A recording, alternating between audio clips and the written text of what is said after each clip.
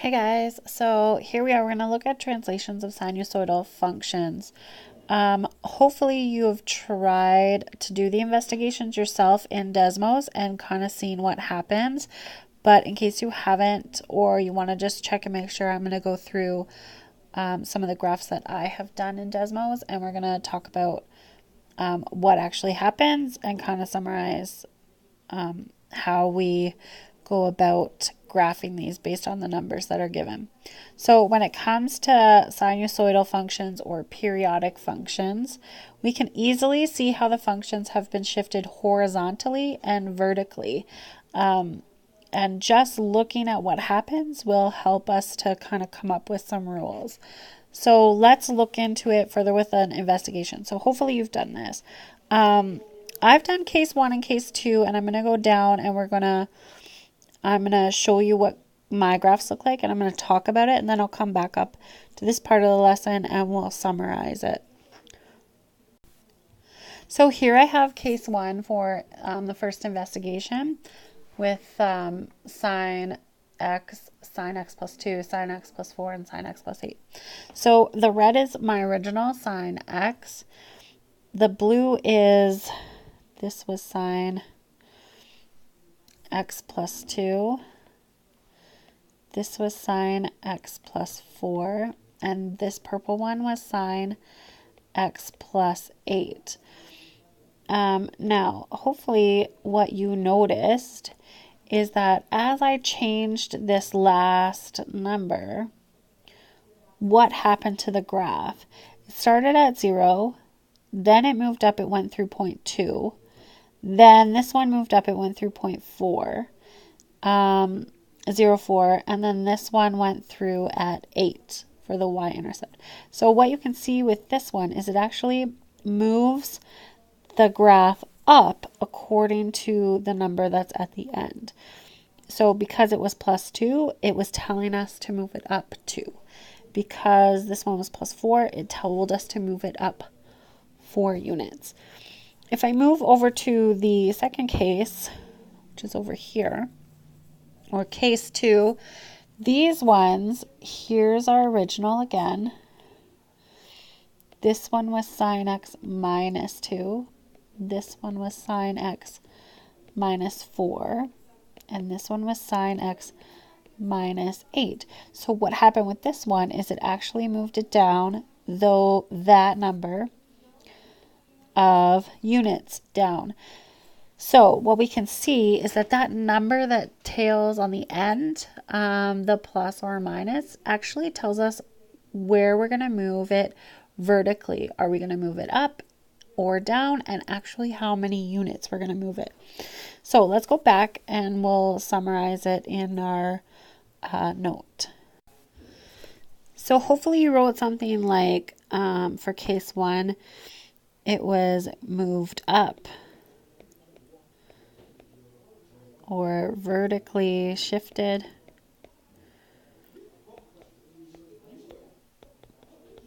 Shifted up. And then in case 2, hopefully you wrote something like it moved down or vertically shifted down.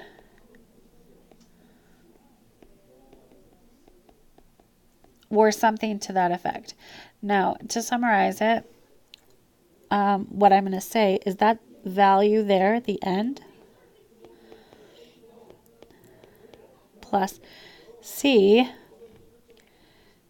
tells us, not up,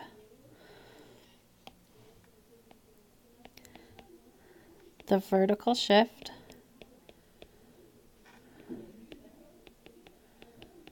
and by how much.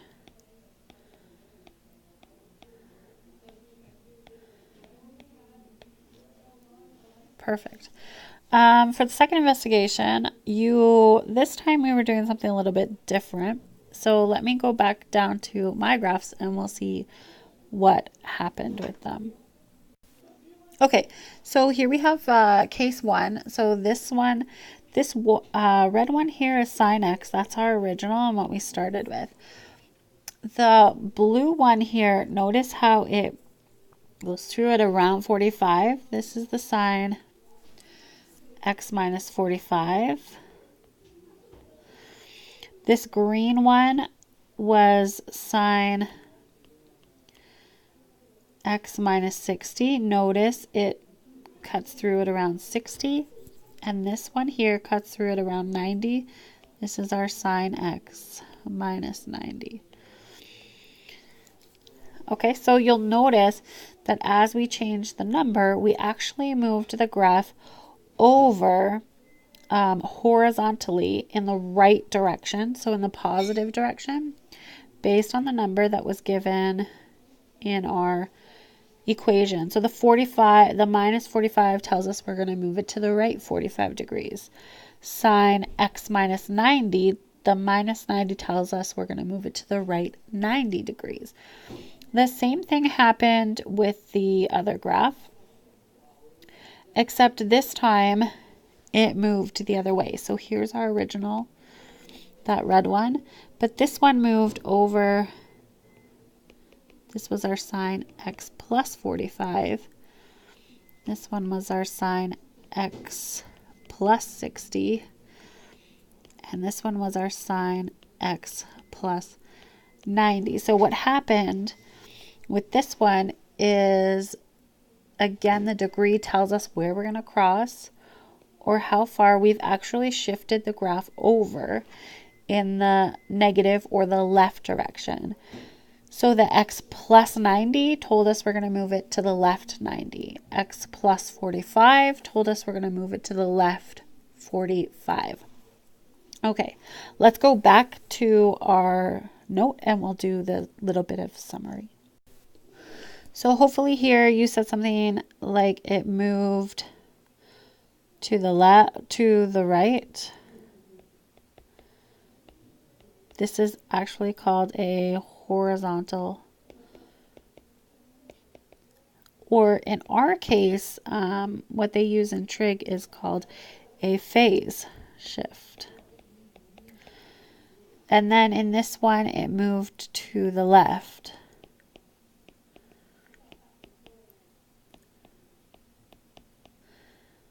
And again, it's a horizontal or phase shift to the left. Now the actual number actually tells us how many degrees we're going to shift it. Notice that these are minus signs in these ones, but it went to the right. And these ones are plus signs, but it went to the left. Keep that in mind. It always kind of does the opposite when we're working with horizontal shifts. So what we're going to do, this one looks like this. X plus D, and D, actually I'm going to write that minus D. Let me erase it. So that tells us we're going to go to the right. And if it's a plus,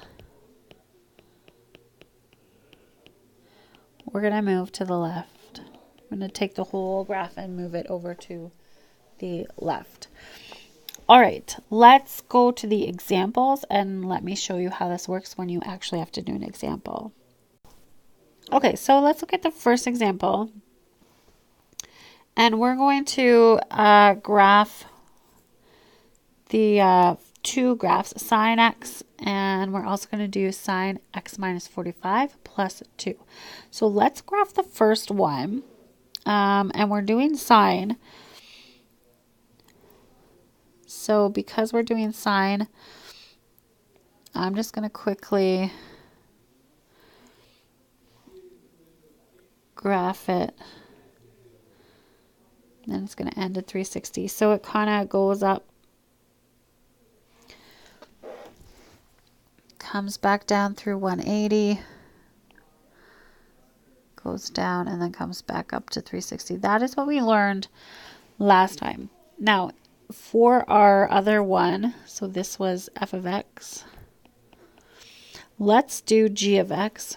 Now, g of x says we're going to go to the right or phase shift is to the right 45 degrees. And we're also going to move it up 2 units. So this one, I always do the plus or minus first and then I shift it over. So we're going to go up 2 units. So we're going to start here. But we're also going to move it over to the right 45. So I'm going to find 45 degrees, which is right in the middle of 30 and 60. And I'm going to put a dot. That is our starting position. Now, what happens is usually when we go 90 degrees, we reach up to 1. So I'm going to go over 90 degrees, which is around 135, and make sure I hit the up at 90. I'm going to go over another 90, which is over here. It's going to hit the middle again, and then it's going to go down 1, and then we'll get this nice smooth curve.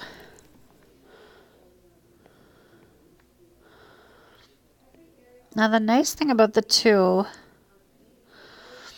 is that the 2 tells us where that middle line is. So we just have to make sure we're going up and through that one constantly instead of the 0. The 2 tells us that. Let's do the second one. Of course, you guys can use Desmos for this. The technology is there, so use it, but kind of try it yourself and then check your answers to see if you've done it correctly. Okay, the second example says cos x plus 30 minus 3. So we're going to do cos x, and we're also going to do cos x plus 30, and I think it was minus 3. Yep. So cos x was different. Remember, we started at 1. And then it hit -1 at 180 and then came back up to 1 by 360. So it's kind of an interesting little graph here.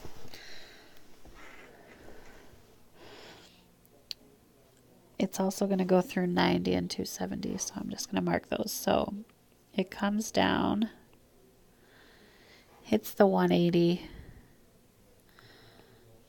and then goes up. So you can also graph these on Desmos. Let's see what's going to happen. That's our cos x. This plus 30 tells us we're going to go to the left 30 degrees, or our phase shift is to the left 30 degrees. And we're also going to move it down -3. So again, I'm going to move everything down -3. So 1, 2, 3. So here's our, and our middle is through that -3 line. We're going to start here, and then we're going to actually shift it over to the left 30 degrees. So we're actually going to start right here. Everything gets shifted over 30 degrees. So we're going to hit there. 180 shifts over 30. Back up. And then that 360 is going to shift over 30 to 330. So that's where we're going to end. So here we go. And we'll graph it with the shifts in it. Okay, again, you can check your answers with Desmos, but that's how you do it for the translations. That's our up and down and movement to the left and right. Okay, have fun with the practice.